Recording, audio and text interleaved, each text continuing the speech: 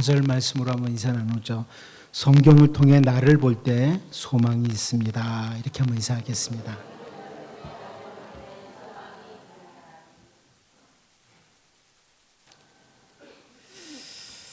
만일 모세가 그 백성들을 이끌어내는 일을 위해서 부르심을 받지 않았더라면 애굽의 그 바로의 공주의 아들로서 호의호식하면서 인생을 살았을 것입니다. 그래서 히브리서 기자는 히브리서 11장 24절에서 26절 말씀에 이렇게 기록을 하죠. 믿음으로 모세는 장성하여 바로의 공주의 아들이라 칭함받기를 거절하고 도리어 하나님의 백성과 함께 고난받기를 잠시 죄악의 낙을 누리는 것보다 더 좋아하고 그리스도를 위하여 받는 수모를 애굽의 모든 보화보다 더 큰 제물로 여겼으니 이는 상 주심을 바라봅니다.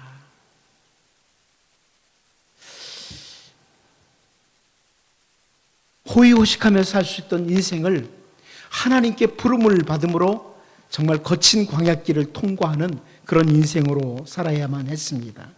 그런데 그 애굽에서 종살이를 하던 이스라엘 백성들을 이끌고 나와서 약속의 땅을 향해 가던 그 모세가 정말 온유함으로 그 백성들을 대했다. 이것을 확인하게 되죠. 보통 사람 같으면 그렇게 계속해서 거역을 하고 원망과 불평으로 반응을 하던 이스라엘 백성들을 향해서 분을 내어도 수없이 분을 낼 만한 그런 상황들이 계속되었습니다. 그런데 온유함으로 모세는 그 백성들에게 계속 반응을 하는 이것을 우리가 성경을 통해서 볼 수 있습니다.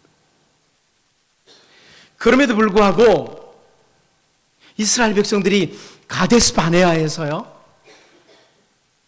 10명의 정탐꾼들의 그 주장하는 소리를 듣고 민수기 14장 4절을 보면 이에 서로 말하되 우리가 한 지휘관을 세우고 애굽으로 돌아가자 이렇게 말하는 그 상황까지 갑니다. 모세 더 이상 우리들의 지도자 아니라는 거예요. 지휘관 새로 세우고 우리 애굽으로 다시 돌아가자 이런 상황까지 갑니다. 정탐을 같이 했던 사람들 중에 여호수아와 갈렙이 우리가 하나님 바라봐야 된다. 하나님을 바라봐야 된다고 설명을 하지만 이스라엘 백성들의 그 과격한 행동과 함께 민수기 14장 10절 말씀을 보면 온 회중이 그들을 돌로 치려 하는데 그때 여호와의 영광이 회막에서 이스라엘 모든 자손에게 나타나시니라 이렇게 합니다. 바로 이 일로 말미암아 애굽에서 나온 출애굽 1세대는 약속의 땅에 들어가지 못한다. 이런 하나님의 선포가 나타납니다. 출애굽 1세대는 약속의 땅에 못 들어간다. 그런데 여러분 우리가 집중해서 보고 싶은 것은 출애굽 2세대가 약속의 땅을 들어가기 전에 요단강 동편에서 또 하나의 상황을 맞이합니다.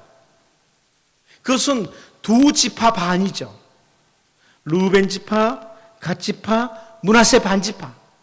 이 두 지파 반의 사람들이 요단강 동편의 땅에 살고 싶다. 우리는 이 땅이 참 기름지고 좋아서 여기 살고 싶습니다. 이렇게 모세에게 찾아와서 요청을 합니다. 그때 모세가 민수기 32장 13절 말씀을 보면요. 여호와께서 이스라엘에게 진노하사 그들에게 40년 동안 광야에서 방황하게 하셨으므로 여호와의 목전에 악을 행한 그 세대가 마침내는 다 끊어졌느니라. 출애굽 1세대가 약속의 땅에 들어가기 전에 다 죽었다. 이것을 지금 부모의 세대죠. 출애굽 2세대에게 너희들의 부모의 세대에 이렇게 다 죽었다. 이걸 설명을 합니다. 그리고 바로 다음 절에서 민수기 32장 14절에서 보라 너희는 너희의 조상의 대를 이어 일어난 죄인의 무리로서 이스라엘을 향하신 여호와의 노를 더욱 심하게 하는도다. 이런 말을 합니다. 너희는 너희 조상의 대를 이어 일어난 죄인의 무리다. 모세의 눈에 지금 이 출애굽 2세대가요 그 아버지 세대에 일어났던 같은 무리의 죄인들이다. 이런 의미입니다. 너희는 아버지 세대에 하나님을 반역했던 그 무리들과 같은 무리의 죄인들이다. 이런 표현을 하는 겁니다. 이제 가나안 땅에 들어가기 전에 광야의 끝자락에서 모세가 또다시 백성들에게 아버지 세대와 동일한 죄를 지을까 봐 염려하면서 사용한 표현입니다. 너희는 너희 부모 세대와 같은 무리의 죄인들이다. 오늘 우리는 북이스라엘의 두 번째 왕조의 왕이었던 바사에게 하나님의 아들 예후가 경고의 메시지를 주는 내용을 살펴보면서 우리를 좀 돌아보는 같은 무리의 죄인들, 좀 깊이 묵상하면서 우리를 돌아보는 그런 은혜의 시간이 될 수 있기를 원합니다. 첫 번째로 오늘 본문에서 그렇게 은혜를 받고도 하는 것을 봅니다. 그렇게 은혜를 받고도. 오늘 본문 2절 다시 한번 같이 읽어보겠습니다. 읽어봅니다. 시작.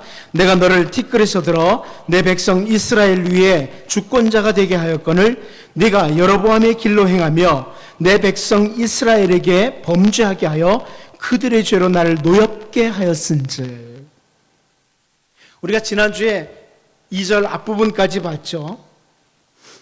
하나님께서 티끌, 마른 흙과 같은 존재를 높이시고 북이스라엘의 통치자로 세우셨다. 여기까지 보았습니다.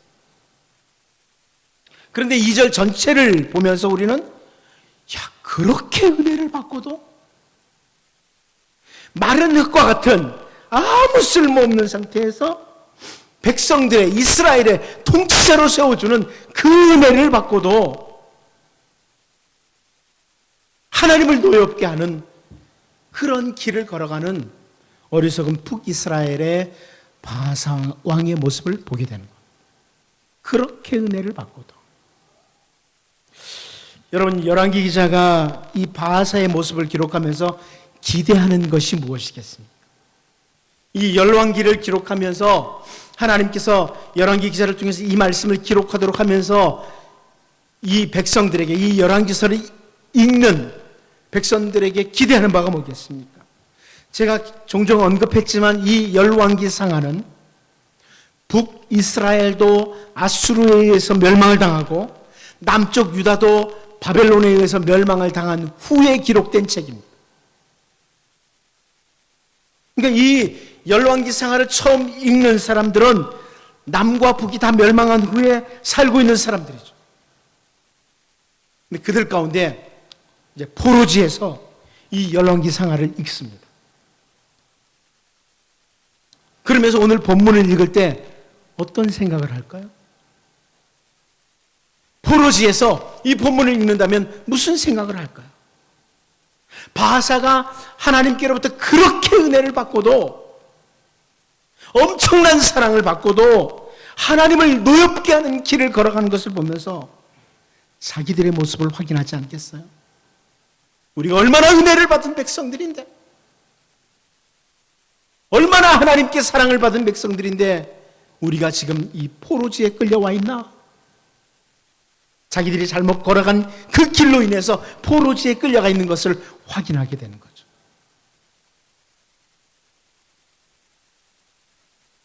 오늘 우리 자신을 돌아봐야 되죠. 여러분, 우리도 마찬가지예요. 이게 열왕기상하를 처음 읽는 사람들이나 오늘 우리들 다 마찬가지죠. 하나님께 그렇게 은혜를 받고, 과거 포로지에서 이 열왕기상하를 처음 읽는 백성들뿐만 아니라 우리도 마찬가지. 한번 정직하게 우리 자신을 돌아보면 우리는 하나님께로부터 말로 형용할 수 없는 은혜를 받은 사람들이에요. 지금까지 지내온 것이 철저하게 하나님의 은혜였다는 것을 우리가 너무나 잘 압니다. 우리가 침 삼킬 동안에도 우리에게서 눈을 떼지 아니하시고 우리를 지켜주셨고 큰 사랑을 베풀어 주셨습니다. 특별히 우리는 그런 사랑을 받을 만한 자격이 있었던 사람들이 아닙니다. 죄로 말미암아 멸망의 길에서 도무지 살 길이 없었던, 철저하게 죄로 가득 차서 우리의 힘으로는 멸망의 길에서 벗어날 길이 없었던 그런 존재들이었습니다. 그런데 하나님은 우리를 향한 그 큰 사랑을 인해서 아들 예수 그리스도를 이 땅에 보내주시고 십자가 위에서 우리의 죄를 다 지시고 우리 대신에 죄에 대해서 심판을 받게 하심으로 우리를 죄와 사망에서 건져내시고 하나님의 자녀의 위치에 세워주시고 계속해서 사랑을 베풀어 주셨습니다. 그런데 그렇게 큰 은혜를 받고도 하나님을 노엽게 하던 북이스라엘의 바하사 왕과 같이 어떻습니까? 지나간 한 주간 동안에도 은혜를 받은 자답게 살지 못하고 하나님을 노엽게 하는 길을 걸었던 적은 없습니까? 정직하게 돌아봐야 되는 거죠.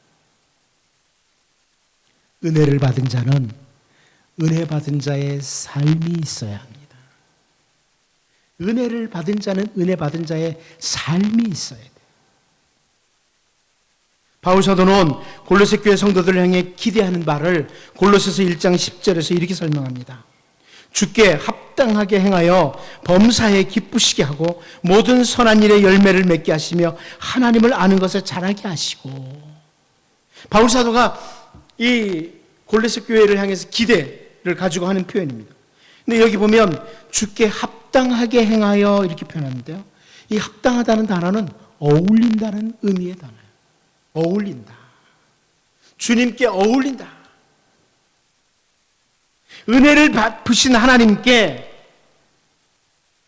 은혜 받은 자로서 어울리는 행위, 어울리는 삶이 있을 때 그것은 하나님을 기쁘시게 하는 삶이 되고 선한 일에 열매를 맺게 된다. 이런 의미입니다. 오늘 본문에서 북이스라엘의 바하사 왕이 하나님께서 베푸시는 큰 은혜를 받았음에도 불구하고 하나님을 노엽게 하는 길을 걸어가는 것을 보면서 포로지에서 이스라엘 백성들이 은혜를 받은 자로서의 삶이 올바로 되지 않았다는 것을 확인했던 것처럼 오늘 특별히 하나님의 은혜로 하루하루를 살아가는 우리들이 나는 하나님의 은혜를 받은 자로서의 어울리는 삶이 있는지를 돌아보면서 기도하고 하나님을 기쁘시게 하고 선한 열매를 맺어가는 이런 주의 백성들로 살 수 있기를 원합니다. 두 번째로 우리는 오늘 본문에서 동일한 죄, 동일한 형벌을 보게 됩니다. 오늘 본문 2절을 다시 한번 볼까요? 2절을 다시 한번 제가 읽어보겠습니다. 내가 너를 티끌에서 들어 내 백성 이스라엘 위에 주권자가 되게 하였거늘 내가 여로보암의 길로 행하며 내 백성 이스라엘에게 범죄하게 하여 그들의 죄로 나를 노엽게 하였은즉. 여기 보면 북이스라엘의 바하사에게 내가 여로보암의 길로 행하며 이렇게 표현하죠. 내가 여로보암의 길로 행했다. 여로보암과 같은 길로 걸어갔다. 여로보암이 범한 죄와 같은 죄를 범했다. 이런 의미입니다. 바하사가 여로보암이 범한 죄와 같은 죄를 범했다는 겁니다. 그리고 오늘 본문 3절, 4절을 보면 내가 너 바하사와 내 집을 쓸어버려 내 집이 느바세 아들 여로보암의 집같이 되게 하리니 바하사에게 속한 자가 성읍에서 죽은 즉 개가 먹고 그에게 속한 자가 들에서 죽은 즉 공중에 새가 먹으리라 하셨더라. 무슨 말이에요? 여로보암과 같은 길로 걸어갔던 바하사, 여로보암과 같은 죄를 범했던 바하사에게 여로보암에게 임한 형벌과 같은 형벌이 주어질 것을 선포하는 것. 같은 내용이에요. 북이스라엘의 첫 번째 왕이었던 여로보암에게 선포했던 내용과 같은 내용. 동일한 죄, 동일한 형벌이라는 거죠. 이것은 나라가 망한 상태에서 포로지에 끌려가 있거나 이 열왕기서를 처음 읽는 사람들이요, 포로지에 끌려가 있거나 혹은 어디에 있든지 이스라엘 백성들이 이 부분을 보면서 굉장히 충격을 받는 부분이죠. 자기를 돌아볼 수 있는 충분한 본문이에요. 하나님께서 이스라엘 백성들에게요, 약속의 땅에 반드시 들어가게 할 것이다 약속을 주셨어요. 그리고 그 약속의 땅에서 하나님께서 주신 말씀을 따라 하나님의 백성답게 살아갈 때 주어진 풍성한 복을 말씀하죠. 이게 신명기에 있는 말씀이에요. 아직 모세와 함께 있을 때에 너희들 반드시 약속의 땅에 들어간다. 그리고 그 약속의 땅에서 말씀을 따라 살아가면 내가 풍성한 복을 주겠다. 이미 약속을 신명기에서 했어요. 그러나 말씀을 놓치는 길은 멸망의 길이라는 것도 선포했습니다. 먼저 말씀을 포기하고 하나님의 백성의 길을 놓쳤을 때에 신명기 28장 20절을 보면요, 네가 악을 행하여 그를 잊음으로, 그는 하나님입니다. 하나님을 잊음으로 내 손으로 하는 모든 일에 여호와께서 저주와 혼란과 책망을 내리사 망하며 속히 파멸하게 하실 것이며, 이런 표현이 나오죠. 이스라엘 백성들이 약속의 땅에서 하나님을 놓칠 때, 하나님의 말씀을 놓칠 때 이렇게 형벌이 임할 것을 말씀해요. 그런데 우리가 사사기를 읽어보면, 약속의 땅에 들어갔던 이스라엘 백성들이 사사기에서의 모습을 읽어보면 계속 하나님을 놓치고 하나님의 백성으로서 걸어가야 될 길을 계속 놓칩니다. 사사기 2장 11절 12절을 보면요, 이스라엘 자손이 여호와의 목전에 악을 행하여 바알들을 섬기며 애굽 땅에서 그들을 인도하여 내신 그들의 조상들의 하나님 여호와를 버리고 다른 신들 곧 그들의 주위에 있는 백성의 신들을 따라 그들에게 절하여 여호와를 진노하시게 하였으되, 말씀을 놓치고 하나님의 백성으로서 걸어가야 될 길을 놓친 그들에게 하나님의 진노가 임하죠. 그래서 신명기를 통해서 이미 선포되었던 그 재앙이 이스라엘에게 임하도록 하시는 거예요. 사사기 2장 15절에 설명합니다. 그들이 어디로 가든지 여호와의 손이 그들에게 재앙을 내리시니 곧 여호와께서 말씀하신 것과 같고 여호와께서 그들에게 맹세하신 것과 같아서 그들의 괴로움이 심하였더라. 저 무슨 말이에요? 이미 큰 은혜를 받은 이스라엘 백성들이 사사시대에 하나님을 놓치고 하나님의 백성으로서 길을 놓침으로 신명기 말씀에 선포된 대로 재앙이 임합니다. 그런데 오늘 본문을 통해서 여로보암이나 바사 역시 하나님을 놓치고 하나님의 백성의 길을 놓침으로 동일한 죄를 짓고 동일한 형벌을 받는 겁니다. 그 내용이에요. 이제 포로지에 있는 이스라엘 백성들이 이 부분 읽으면서 무슨 생각할까요? 자기들의 나라가 멸망을 당하고 포로가 돼서 끌려온 원인을 확인하게 되는 거예요. 아니, 같은 죄, 같은 형벌이로구나. 사사시대에 나타났던 같은 죄요. 여로보암 시대, 바하사 시대에 나타났던 같은 죄요. 바로 우리가 포로로 끌려오기 바로 전에 같은 죄를 지었고 동일한 형벌들이다. 이걸 확인하는 거예요. 바울 사도가요, 고린도전서 10장 3절 4절에서 다 같은 신령한 음식을 먹으며 다 같은 신령한 음료를 마셨으니 이는 그들을 따르는 신령한 반석으로부터 마셨음에, 이렇게 언급합니다. 이게 무슨 말이에요? 모세의 인도 아래 만나도 같이 먹었고 반석에서 나오는 물도 같이 먹었다는 거예요. 그런데 그들 가운데 어떤 사람들이 하나님의 백성의 길을 놓치고 멸망의 길로 갔다는 거예요. 같은 만나도 먹고 같은 물도 마셨는데 그 중에 어떤 사람들이 하나님의 은혜를 동일하게 받았는데 그 중에 어떤 사람들이 죄의 길로 갔다. 그러면서 고린도전서 10장 5절에서 10절까지 그들에게 대해서 조금 멸망의 길로 간 것들을 쭉 설명하고요, 고린도전서 10장 11절에 이렇게 표현합니다.